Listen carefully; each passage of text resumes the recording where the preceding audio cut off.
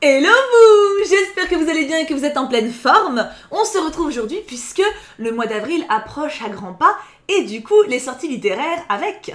Le mois dernier, je vous avais fait une vidéo qui vous a bien plu sur les sorties littéraires du mois de mars qui me hypait et que je pensais qu'il pouvait vous hyper également, et ben j'ai remis ça pour avril. J'ai l'impression qu'il y a plus de livres qui sortent en mars qu'en avril, c'est peut-être un mois qui inspire plus à la lecture, je ne sais pas, mais j'ai quand même sélectionné 28 titres dont je vais vous parler. Dans les 28, il y a 16 romans, sinon c'est de la BD ou du manga. En sachant que BD manga, je pense vraiment que j'ai pas une vision exclusive, enfin exhaustive plutôt, de tout ce qui sort, j'ai vraiment un tout petit aperçu, il faudrait je pense que j'aille sur les sites des maisons d'édition, mais le problème c'est que j'ai l'impression qu'ils ne mettent pas forcément très en avance les sorties, et du coup j'ai du mal à trouver. On commence donc, alors c'est le début du mois qui est le plus ardu, mais on commence doucement quand même. Le 3 avril, il y a une sortie que j'ai mis de côté pour vous, parce que pour le coup moi je ne connais pas, c'est une saga et c'est un tome 4. Le cycle du corbeau, tome 4, l'éveil du roi. J'avoue que la couverture m'a hypé, mais bon c'est un tome 4, ça veut dire qu'il faut que je rattrape tout. Pourquoi pas, cela dit, mais en tout cas pour ceux qui suivent déjà la saga, vous avez la suite. On continue avec le 5 avril, et alors là vous pouvez aller chez le libraire avec un caddie, parce qu'il y a 8 titres. Enfin techniquement il en existe bien plus, je le reprécise, mais là je fais moi une sélection, il existe des centaines de livres qui sortent par mois. Mais bien entendu je ne vais pas tout énumérer. Je disais donc le 5 avril, 8 livres. La vie ô combien ordinaire d'Anna Green. Pour le coup, la couverture, je l'ai trouvée rigolote, mais c'est surtout le synopsis qui m'a hypé. On est sur une jeune fille qui se trouve ordinaire, mais qui en fait va se révéler extraordinaire. Et ça m'a un peu vendu des vibes Alice au Pays des Merveilles, de monde folklorique, un peu de burlesque, un peu d'humour. Ça m'a bien plu. Un petit mélange de Miss Peregrine, non, Miss Peregrine c'est pas très drôle. Miss Prospérine, virgule point, et d'Alice. J'ai trouvé que ça avait un peu ces vibes-là, du coup ça m'a bien intriguée. L'Empire des femmes, tome 2, Ténéros. Pour le coup j'ai le tome 1 dans ma wishlist, j'ai toujours pas franchi le pas, du coup j'aurai 2 tomes à acheter si jamais ça me hype. La saga avance. Pour ceux qui ont déjà lu le tome 1, vous pouvez vous précipiter sur la suite si ça vous a plu. Palace, tome 1, dans le ventre de Troie.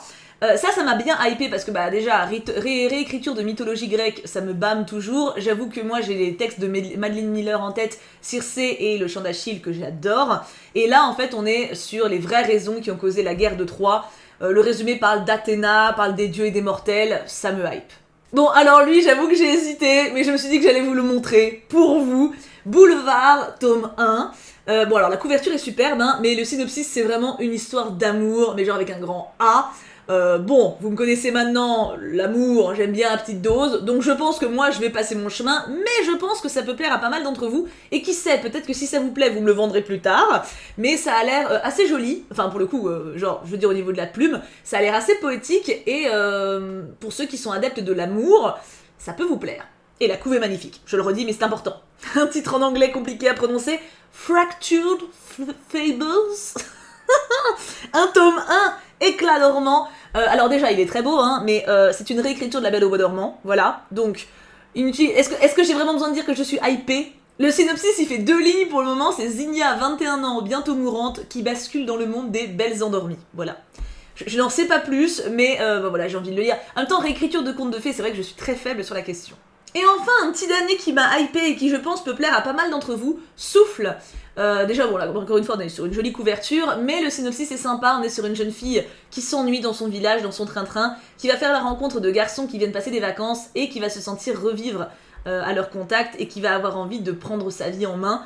Je pense que ça vend quelque chose d'assez feel-good et d'assez positif. Après, évidemment, je ne sais pas comment sera le style, mais je pense qu'en lecture printanière, ça fera du bien, ça donne un petit peu un nouveau souffle, ce genre de lecture. Oh purée, j'ai même pas fait exprès pour le jeu de mots, parce que ça s'appelle souffle.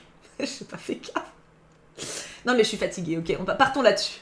Et il y a également 2 mangas qui sortent ce jour. Le premier, c'est une suite, un petit tome 2, And You Are So Sweet. On est sur un shoujo qui a l'air d'être assez classique, mais ça peut vous plaire. Et le second, c'est un tome 1, oui, c'est Bibliophile Princesse, enfin Princess. Et c'est une fille qui aime les livres et qui est fiancée à un prince et du coup elle a accès à sa bibliothèque, du coup elle est contente.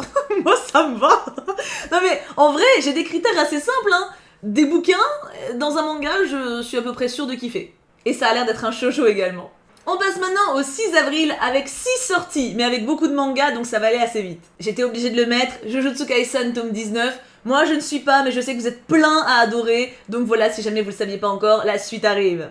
Il y a À tes côtés tome 11 également, j'ai lu le début, j'ai trouvé ça très mignon, j'ai pas continué parce que bah déjà je peux pas tout acheter, et puis parce que bah ça reste très mignon justement, mais un peu trop à mon goût, mais je sais qu'il y a beaucoup de fans, voilà, pareil, la suite est là. Sasaki et Miyano, tome 6, et L'Enfant du Dragon Fantôme, tome 3, seule saga des sorties du jour que je lis moi-même, j'ai lu les 2 premiers, c'est atrocement mignon.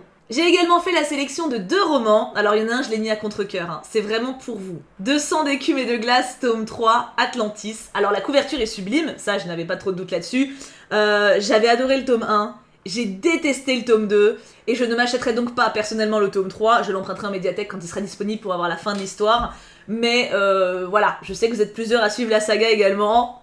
La fin arrive, je crois que c'est vraiment que 3 tomes, hein, donc pour le coup c'est la fin arrive. Et la couve est vraiment magnifique, oui, c'est vrai. Mais ça suffirait quand même pas pour que je l'achète, faut pas déconner. Hein. Et enfin, dernier roman de ce jour-là, Ceux qu'on rencontre en chemin.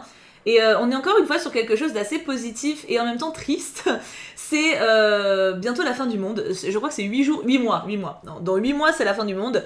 Et l'héroïne, en fait, va essayer de s'organiser pour passer la meilleure fin du monde possible. Du coup, il y a un côté feel good avec les rencontres qu'elle va faire et en même temps un côté assez triste puisque tout le monde va crever. Mais ça, j'ai l'impression que ça revient quand même beaucoup parce que et ils meurent tous les deux à la fin, c'est un peu la même vibe. T'as pas mal ce côté-là quand même qui revient de fatalité, mais de douceur en même temps. J'avoue qu'il me tente beaucoup. Bon, pour le 7 avril, il y a vraiment qu'une sortie, mais je l'ai mise pour les fans. Black Butler tome 32. 32 tomes, c'est quand même une bonne saga là déjà. Hein. 2 titres pour le 12 avril, dont un Stephen King. J'avoue que je ne savais même pas qu'il écrivait encore. Et bon, j'en parle quand même déjà. Alors, j'avoue qu'il me hype un peu. Donc, pardon, le titre c'est Conte de fées, voilà, donc Fairy Tale en anglais, hein, je suis bilingual. Et du coup, on est sur un espèce de monde parallèle, je crois, de ce que j'ai compris, parce que c'est pas très clair, entre notre monde à nous et le monde des contes, et ça a l'air d'être hyper glauque là-bas, hyper glauque chez nous, du King, quoi. Donc après, voilà, je ne sais pas ce que ça va valoir, apparemment son style patine un petit peu depuis quelques années, enfin, il y a moins cet engouement autour de cet auteur depuis quelques temps, mais la thématique m'intéresse, donc pourquoi pas, puis au cas où je me dis c'est quand même King qui sort un truc, ça vaut la peine de le mentionner. Et alors là, je vous parlais tout à l'heure des réécritures mythologiques, j'ai l'impression que ça devient vraiment un truc à la mode, moi honnêtement ça me va tant que c'est bien fait, mais lui, vraiment, depuis que j'en ai entendu parler, je crois que c'était il y a plus d'1 mois, je suis hyper hypée, c'est le Chant des déesses, tome 1, Pénélope, reine d'Ithaque.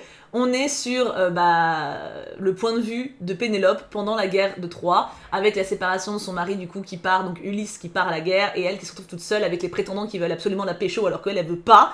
Et je suis beaucoup trop impatiente, voilà, je suis hyper hypée, et je trouve ça super sain, de manière générale, de voir enfin tous les points de vue féminins qui sortent du lot actuellement.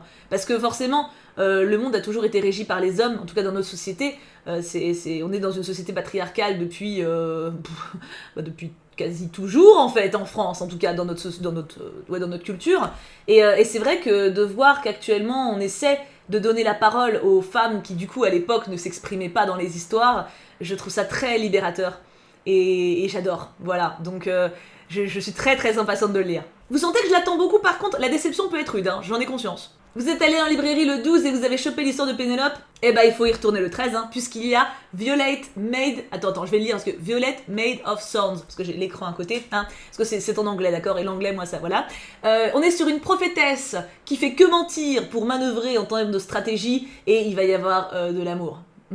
Oui, parce qu'elle est en place et le prince Cyrus, elle sait qu'elle ment et quand le prince il va devenir roi, il a pour projet de la virer, mais en fait, ils vont sans doute tomber amoureux. Vu le résumé, ça vend ça. On est donc sur une histoire de fantasy assez classique, ma foi. Moi, ça me va quand même. J'aime bien, je me lasse pas. Il faut que je lise d'autres trucs, hein. Je peux pas lire que ça d'affilée, mais ça me le vend, quoi. Ça me le vend bien. Et la couve est magnifique, oui, voilà, faut le dire.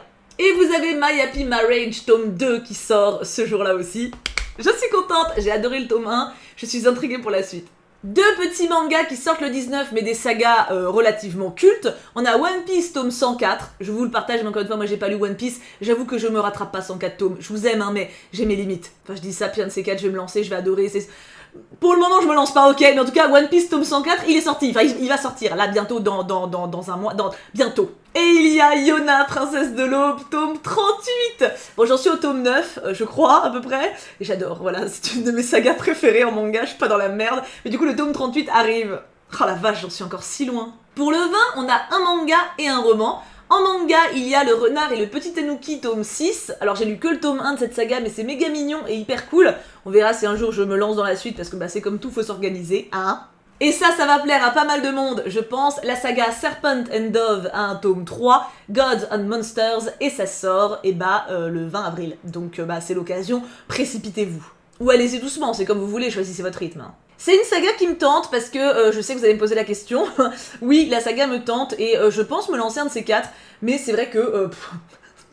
j'ai tourné la tête vers ma pile à lire, là elle m'a regardé, elle m'a fait non, tais-toi, plus tard, donc plus tard. C'est pas urgent, mais oui, elle fait partie des sagas qui m'intriguent. En même temps des sorcières, je veux dire, voilà quoi. Le 21 avril, une seule sortie, et c'est aussi une suite de saga, The Remnant Chronicles. Le tome 1 c'est Kiss or Deception, ou un truc comme ça. Et j'avoue que j'avais pas du tout suivi qu'il y avait un tome 2 qui était sorti, du coup, bon déjà j'avoue que le tome 1 me tentait pas plus que ça, donc ça va. Ça je vous le partage clairement pour vous, moi je suis pas plus tentée que ça. On approche de la fin du mois, il ne reste déjà plus que 3 sorties à vous présenter. Le 26 avril, j'ai sélectionné une BD et un roman qui a l'air hyper sympa. La BD s'appelle Le Dernier Quai et on est sur un hôtel qui permet aux gens qui vont mourir de s'arrêter là pour faire le point sur leur vie, trier leurs regrets, etc. pour pouvoir partir en paix. Donc ça m'a fait beaucoup penser à Sous la porte qui chuchote, qui est un roman que j'adore.